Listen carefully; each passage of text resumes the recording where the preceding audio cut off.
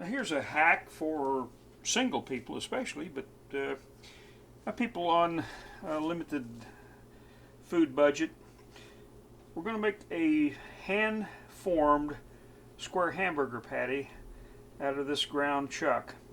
This is a 1 pound package, and we're going to make 3 hamburger patties from this 1 pound. So let's go ahead and get started here.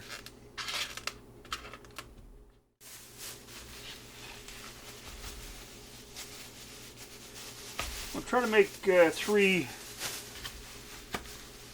fairly uniformly sized balls of meat.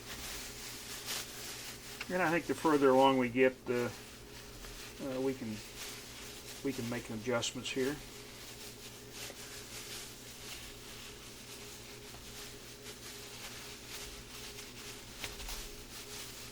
Yeah, we're getting pretty close. We're going to set our roughly formed balls aside there for a moment. What I've done here is I've taken a thin piece of parchment that I normally don't put down. I just usually do this all on the counter, but I did this piece of parchment so that you'll see that this square that's roughly shaped out here is roughly the size of a piece of bread plus some, because we're going to make our attempt to make the patty, hamburger patty, that big. So when it's cooked, it will shrink up a little bit. So then, after we've got the counter prepared, you don't necessarily need to do this, because after you've done a number of these, you'll get the hang of it. So I'm going to take a piece of plastic wrap, about as big a square as I can possibly handle, and I'm going to put this diagonally across that square. Okay, can you see what I've done here? It's diagonally across that square. Then we're going to go back to our 1/3 of a pound. Actually, this ball here of hamburgers is maybe slightly larger. And I'm just going to put that right in the middle. Okay? After that, we're going to start folding this plastic wrap and leaving a size roughly that of this drawn line. You can probably begin to see where this is all headed. You can even take, if you really want to get technical with this, I have done this and found that after a while you don't need to do that.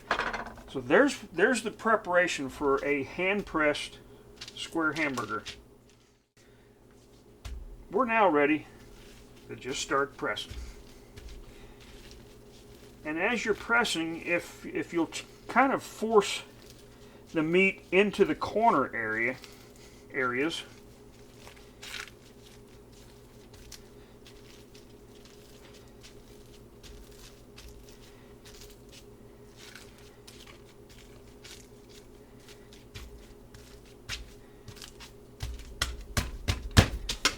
and you can see we've got a pretty nice little hamburger patty there. Now, when we've gotten this far along, what I'd like for you to do is turn it upside down. Remember, this is the side where the saran wrap folds are. Turn it upside down and just make impressions, but not all the way through. I don't know if you'll be able to see any of that or not, probably not. I'll show it to you when we get out to the grill. So that's the bottom side. Okay, that is now ready for the grill. Well, we're out here at the grill with a bunch of geese in the yard. I'm going to take my homemade little scraper. We've had the grill being heated up for quite a while. It would just give the stove top a little cleaning. I normally close the lid, let the grates on the grill get good and cooked. we're ready for a patty. And you'll remember now, this is the bottom side with the little indentations. Now why did I put it on the bottom? Well, when you go to remove the paper or the plastic wrap from the top,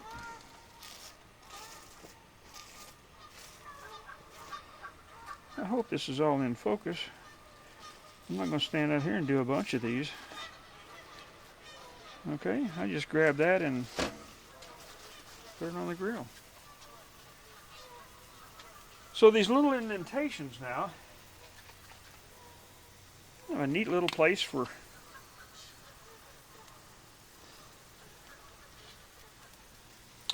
sauces. And tonight we're going to have a little bit of liquid smokes, little Leon Perrins on here.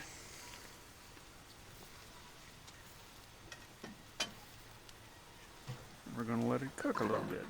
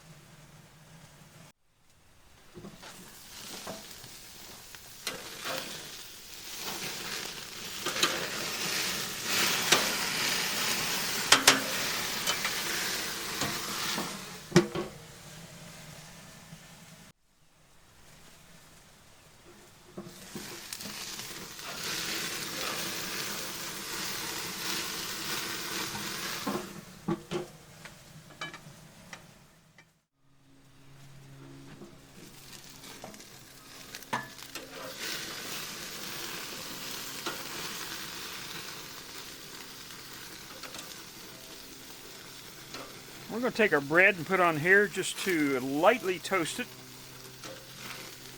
And it does not take long for that bread to, especially with an open fire like that.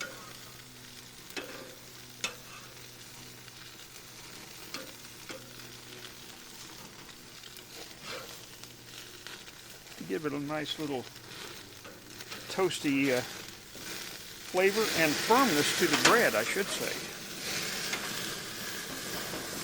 Mash a little bit of the juice out of there. The bread was ready and waiting.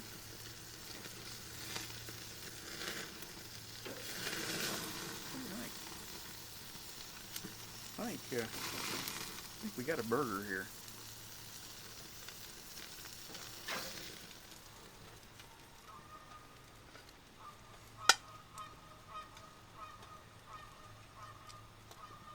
Let's eat.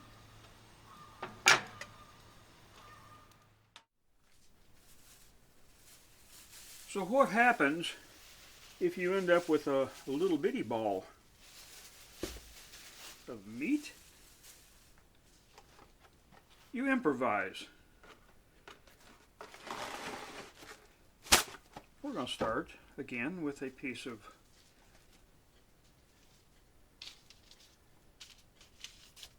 plastic wrap. I'm going to place our little meatball right in the middle. But this time, we're going to try to make a hamburger patty that not fits two pieces of bread, but fits only one. I'm going to move this out of the way for just a moment so that you can watch this. You ready? Now we have a half sandwich. Put this back down here. Place our wax or our plastic wrap diagonally across there. Except this time,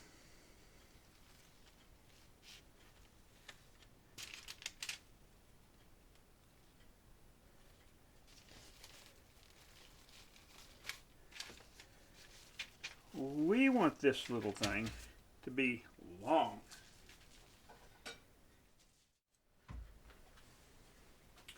I've already grilled my hamburger, So my spatula is a little bit on the gummy side.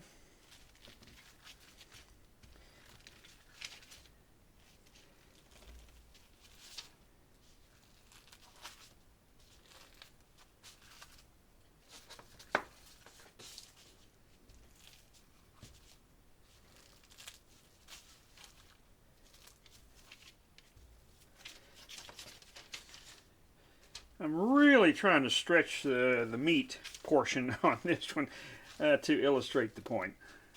So I don't always do this, but when I do, it's fun. We're back to the scenario of having a patty ready for the grill, and we'll go ahead and we'll put a mess of holes in this one. How's that? Does that look yummy so far?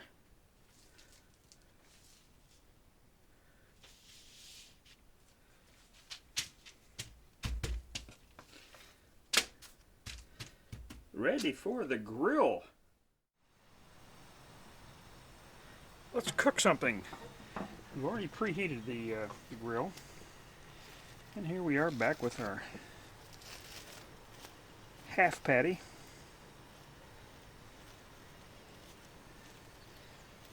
I sometimes think I need to mark these the edges of the wrap so I can find it. Oh well. We're gonna have some fun anyway. Despite lost edges of the plastic wrap. Okay, now you'll remember that on the bottom is where we placed our little indentations. So we're going to reverse the process this time.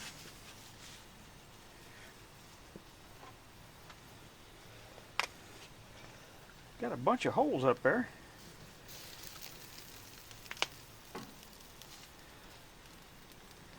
And really, before you move the patty at this point, you need to let it cook and get firm enough to where you can get under it before you flip it. So let's firm it up. Now, because that was so thin, you really need to keep your eye on it.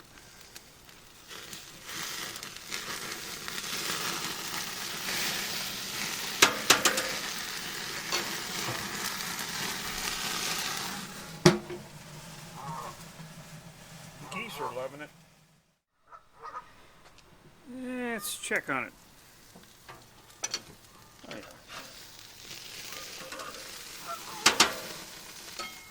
Let's go ahead and flip it from there. Looking real good.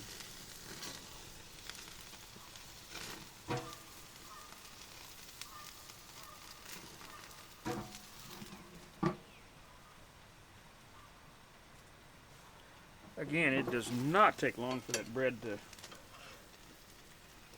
get a little toasty.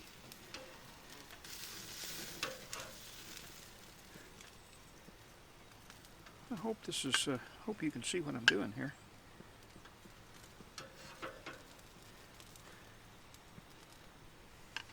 How'd that second piece look? Lightly toasted. Again, let's eat.